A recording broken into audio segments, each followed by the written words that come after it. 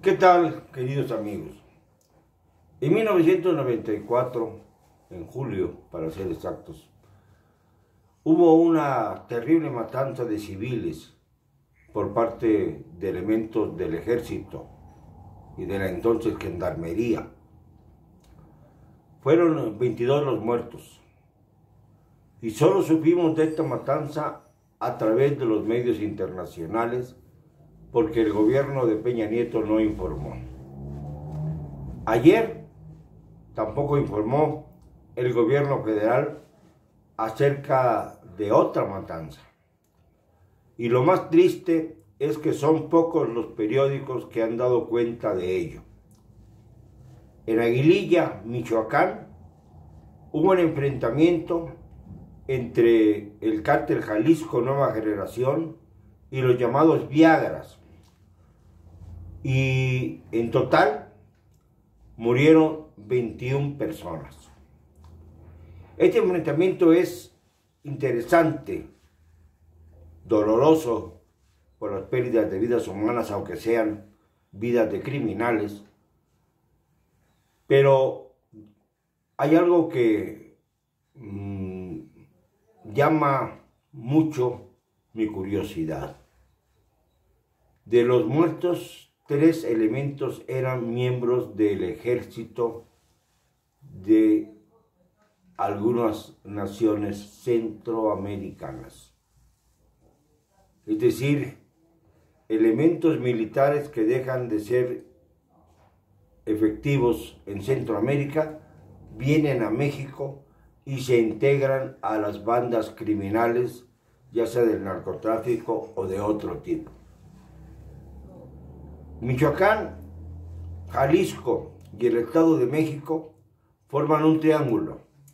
Allá está Tlatlaya, está Tejupilco, que han sido municipios en el Estado de México que han sido famosos gracias a la profusión de los hechos y a la divulgación de los mismos en todo el mundo. En Tlatlaya, como ustedes se acuerdan, Tlatlaya, en la comisaría San Pedro Limón, varios militares masacraron a 22 civiles.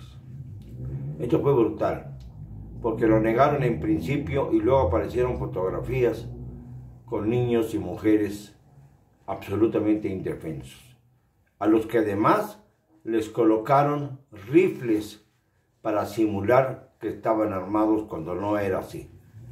Los militares iban en pos de una casa de seguridad en donde había 80 millones de dólares, de los cuales no se sabe ni el rastro.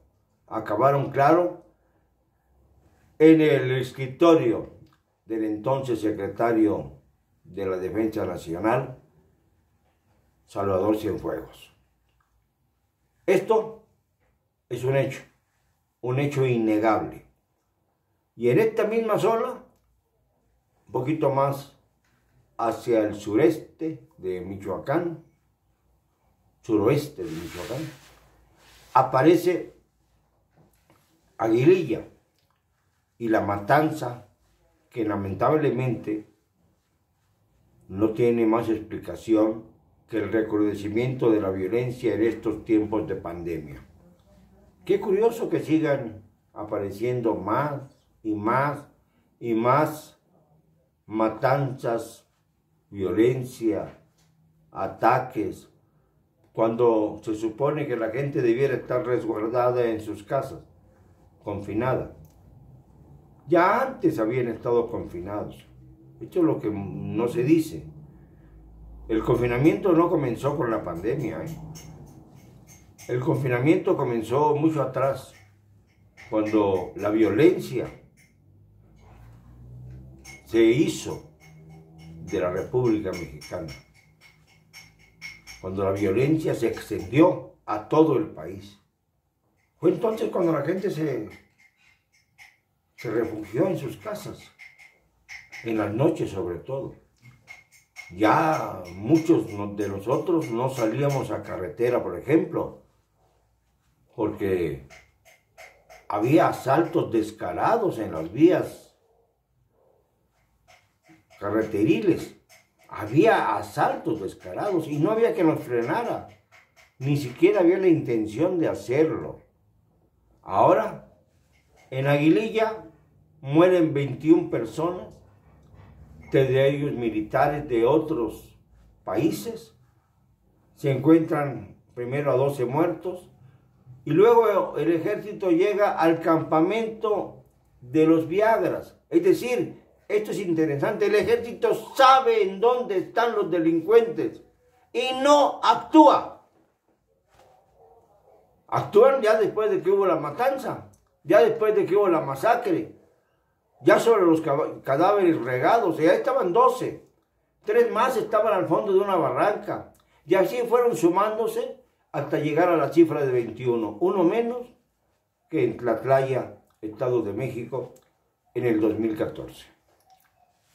La violencia sigue sumándose, y esto no tiene que ver con el coronavirus, al contrario, el coronavirus debía haber reducido el número de muertos y asesinatos.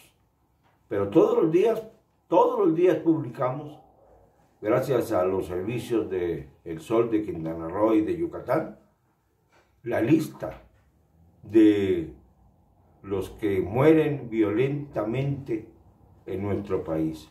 Un promedio que va creciendo de 80 a 90, a veces 100, luego baja a veces a 60, pero no menos de 60 muertos diarios. Cuando acabe el sexenio, habrá más de 200,000 tumbas a las que podrá mirar Andrés Manuel López Obrador. Lo siento, no me van a callar, y lo digo con cero cobardía.